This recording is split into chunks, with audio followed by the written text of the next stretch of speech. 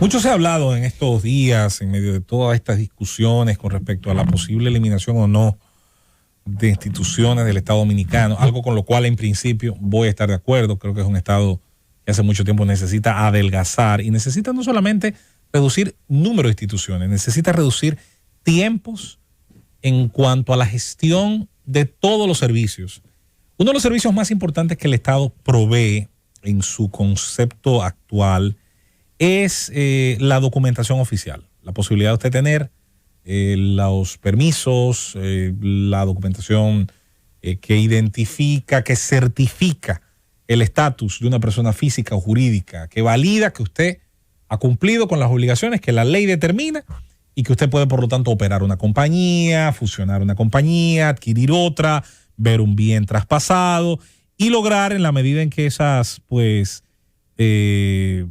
condiciones están dadas, pues conseguir que el menor tiempo posible, la menor cantidad posible de tiempo sea, vamos a decir, invertido, de tiempo y de dinero, porque el tiempo es un recurso, eso es bueno que lo sepamos.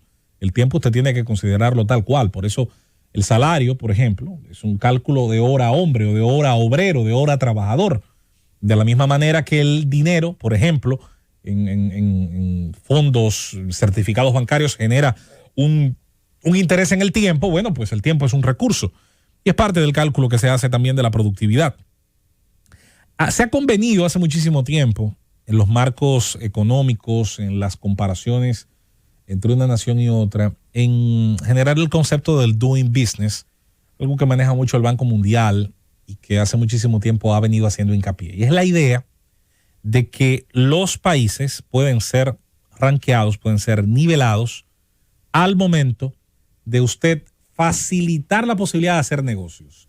Y hacer un negocio va desde sacar, en el caso de la República Dominicana, voy a citar un caso que me toca muy a menudo, algo tan simple como sacar un RNC, ya sea que lo saque como un sujeto personal, ¿verdad?, de retención, o que lo haga al momento de pasar por un API, registrar una marca, verificar si no estoy repitiendo pues marcas, logotipos y otras propiedades intelectuales de otra persona o de otra empresa, y luego convertirme ya en un agente de pago, de fiscalización, en un sujeto de fiscalización por parte de las agencias del país que tienen ese mandato de ley. Bueno, nuestro país, que había tenido en los últimos años un estancamiento al momento de avanzar en el ranking, en el rating del Doing Business, ha tenido en los últimos años un retroceso. Y yo decía aquí hace mucho, la última vez que toqué el tema, que es un retroceso incluso preocupante, porque cuando los retrocesos se dan en las partes medias de la tabla, quiere decir que probablemente tienen un retroceso mayor en cuanto a calidad que el que tienen los países. Si un país pasa del 1 al 2 en el mundo, no es que ha ocurrido realmente la gran cosa. Ya las diferencias entre las garantías que da los países del primer mundo, donde a veces se tardan 24 horas entre el primer documento y el último documento para usted registrar una empresa y comenzar a operarla, 24 horas probablemente, incluso hasta menos en algunas naciones avanzadísimas del mundo. De manera que el hecho de que se rebasen uno a otro, eso como Fórmula 1, si los Mercedes se rebasan uno a otro, no ha cambiado nada. Ahora, el problema está en la parte media de la tabla o en la parte que está justo detrás del medio, donde un rebase sí implica que los demás van a un ritmo y usted se está quedando atrás. Y ahí ha habido, sin dudas, un cambio que yo pienso debe preocuparnos a la hora de generar comparaciones. Las comparaciones en materia económica no son solo el Producto Interno Bruto, como ha querido mucha gente aquí hace mucho tiempo, y no lo digo solo por los salientes, lo digo por los que han pasado en un tiempo largo, amplio, yo diría que casi 25 años o hasta más, si usted quiere.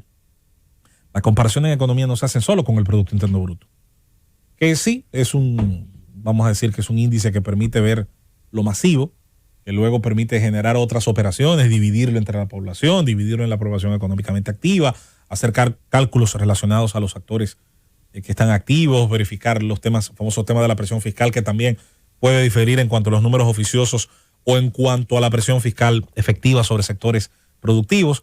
En el caso que nos compete, las comparaciones, más allá del Producto Interno Bruto y de otros números que son masivos, que son groseros en sus magnitudes, una de las mejores es precisamente entender qué tan fácil es para un ciudadano nacional o extranjero pasar por las instituciones, verificar los temas de permisología, obtener la documentación necesaria para participar dentro del tejido productivo oficial o formal, como lo llamamos, y convertirse ciertamente en alguien que le saque beneficio, que obtenga el premio de hacer las cosas correctamente. Que es ahí donde radica precisamente, de alguna manera lo conecto a los juicios que más temprano hacía el compañero Esteban Delgado, en el tema de por qué nuestra región, nuestra América Latina, que tiene altos crecimientos en el PIB, todos los años hay un milagro económico. Una vez era Paraguay, que creció un 11, en algún momento fue Argentina posterior a la época del Corralito, antes había Argentina tenido un relanzamiento económico a partir del 90, sobre todo con las medidas, las reformas del Estado que inició ese gobierno menemista, que total después fue un desastre, porque de nada sirve reformar el Estado cuando usted tiene una corrupción rampante como la tuvo ese gobierno. Luego está el tema del problema político, se hizo una reforma en la Constitución, el famoso Pacto de Olivos, que permitió la reforma para que se quedara el que estaba y lo intentara otra vez en el 99. Al final, no es solo la libertad económica. Ahora, la libertad económica es un factor muy importante del desarrollo de los pueblos. No es el único, pero sí es uno muy importante, que tiene que ir de la mano con otros aspectos y con otras fortalezas institucionales. Es muy importante, y yo creo que todos los días es un mensaje que desde aquí predicamos. En América Latina, según el Doing Business 2020 del Banco Mundial, esta información pues tiene una comparación muy interesante.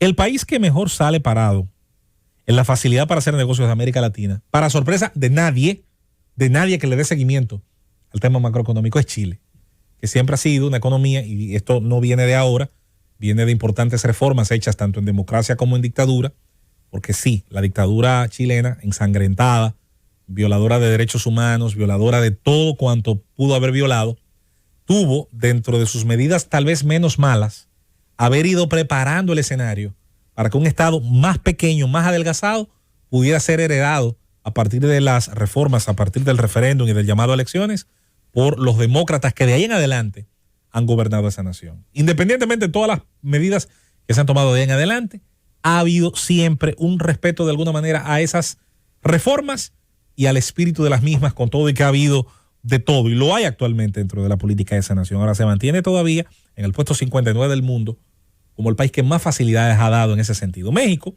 que tuvo importantes avances, sobre todo tras en 1994 y tras un gobierno muy cuestionado como el de Salinas de Gortari, que firmaba en su parte saliente el 1 de enero del año 94 la entrada al NAFTA, al Acuerdo de Libre Comercio de América del Norte. Tiene dentro de sus muchos problemas, tiene una virtud, y es una legislación y un grupo de instituciones que trabajan bastante rápido al momento de acoger empresas. Por eso México ha sido un beneficiario de mucha de la deslocalización industrial de los Estados Unidos.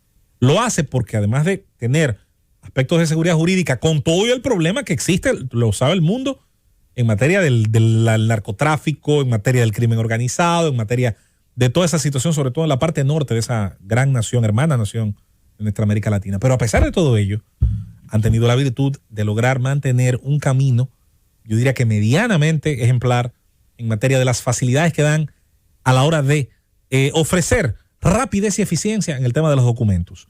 Otros países como Colombia, Puerto Rico, que es una dependencia de los Estados Unidos, aparecen en buenos lugares. Colombia es un caso muy interesante. Y atención, Esteban, que es un tema que le puede resultar llamativo. Colombia es posiblemente, el país de América Latina que más reformas ha tenido a su burocracia y a su dibujo, a su aparato, sobre todo impositivo. Creo que son unas 30 y tantas desde el año 2005. Oiga eso, del 2005 para acá han pasado 15 años, 3 lustros. Sale a razón de 2, algo por año. Ha tenido más de 2 reformas anuales en promedio. Es el país que tiene más días feriados también. Ah, sí, los tienen, que es algo con lo que se discute mucho, es así. El país del mundo creo que sigue siendo Ceilán, Sri Lanka. Una vez Sri Lanka tenía la mitad del calendario en rojo. Ajá. Bueno, imagínense la diferencia, en Sri Lanka eran 100 y pico, pero bueno, el caso es, a lo que nos compete, medio año, porque es que ahí confluyen toditos los pueblos y religiones de esta zona. Entonces, el tema con Colombia y con otras naciones y el por qué este ranking de la facilidad de hacer negocios, no hay que verla solo como algo que beneficia, claro, y beneficia, no es mentira, a grandes agentes económicos internacionales que vienen a países como los nuestros a tratar de instalarse, ya sea al momento de ofrecer servicios o de aprovechar condiciones para manufactura, para adquirir materia prima. Sí, es cierto que es algo que va muy de la mano con el tema de atraer negocios, pero hay que verlo siempre, como digo yo. No se trata de hacer dos países al mismo tiempo, que es algo que me incomoda mucho de ciertas políticas que hemos vendido como panaceas en el país. No se trata de hacer un país, como siempre he dicho, por ejemplo, rentable para los dueños de hoteles y para los polos turísticos, pero difícil para los actores económicos intermedios y para las MIPYMES. No, se trata de que todos puedan tener ventajas que hoy son privilegios reservados, pero que se conviertan en políticas masivas para otros actores económicos. Este tema de la facilidad de hacer negocios no puede ir de la mano de que el agente económico que venga de fuera o de dentro tenga esas certezas, esas facilidades, porque haya ido con un amigo a Palacio. Porque haya ido a mí me pasó una vez, te voy a interrumpir breve. Fue terrible, viejo. Que yo estaba en Chile, en era una actividad empresarial y cosas. Bueno, andaba con gente con personal del área de administración pública aquí de la República Dominicana, y eran periodistas de América Latina que estábamos ahí. El asunto es que un empresario me ve y me dice, por el acento así, me dijo, ¿tú eres dominicano? Y yo le dije, sí. Y me dijo, tu país es un país difícil para hacer negocio, porque el que quiere instalarse en tu país coge muchísima lucha con el gobierno, las entidades, sí. Todo el mundo quiere lo suyo. Así mismo me dijo, así, sí. Rápidamente. Ahora, después que tú te instalas, entonces te va bien porque los niveles de rentabilidad en tu país también son altísimos. Sí, o sea, fíjate que tenemos las condiciones. Aquí hay lo que no tenemos es la arquitectura. Pero sí, para tú entonces me lo planteo así mismo. Ustedes son difíciles para hacer negocio, pero después que se hace, entonces y finalizo diciendo que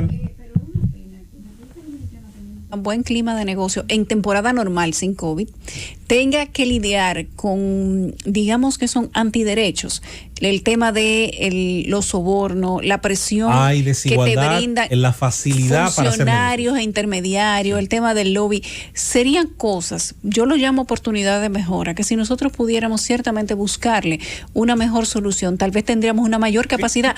De aquí se han ido empresarios porque no han podido instalarse de una manera eficaz. Mira, yo en la semana voy a tocar más el tema porque se nos agota el tiempo y voy a seguir con las reformas estructurales que han hecho otros países, incluso algunos de ellos no son de mi admiración, pero les reconozco que han ido en la dirección correcta al momento. El transporte, el comercio transfronterizo en Colombia, que es muy importante.